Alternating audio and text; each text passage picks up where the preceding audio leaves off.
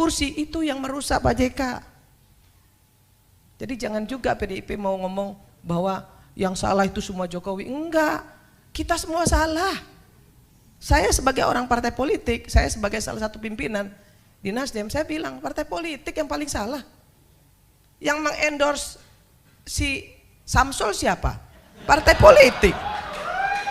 Lah, yang ngendorse Samsul itu kan partai politik. Bapaknya senang-senang aja di endorse.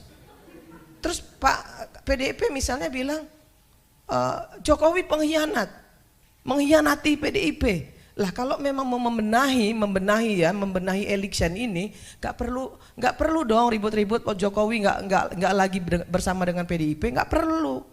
Cuek aja, PDIP juga bisa kok. Kan itu harusnya. Tapi kan PDIP ribut. Kenapa Jokowi minggat dari PDIP? Kan itu adik-adikku.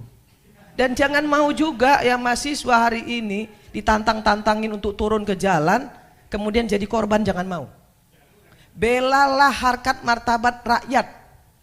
Anda semua adik-adikku, anak-anakku, berdiri di depan untuk rakyat.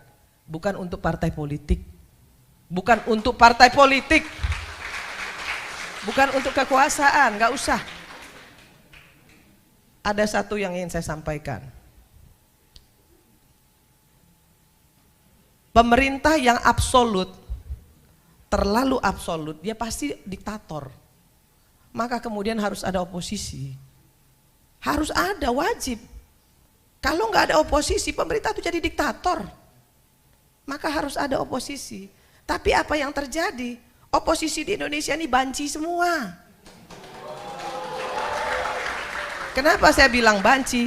Orang masih melempar batu sembunyi tangan kok, masih ngemis kok dari pemerintah. Banci. Jadi kalau kita sekarang mau mengatakan diri kita yang paling benar, no, nggak ada yang benar hari ini. Ayo kita beresin. Dari mana dimulainya? Dari DPR. DPR ini biangnya nih, ya. Yang namanya undang-undang itu produknya dibikin oleh DPR sama pemerintah. Bukan cuma pemerintah, DPR juga. Nah kenapa undang-undangnya semuanya DPR-nya ikut-ikut semua mengesahkan? Bansos disahkan oleh PDIP, IKN disahkan oleh PDIP, dan seluruh partai koalisi ikut tanda tangan. Kok sekarang ribut-ribut? Kan nggak perlu. Apa yang harus kita lakukan anak-anak?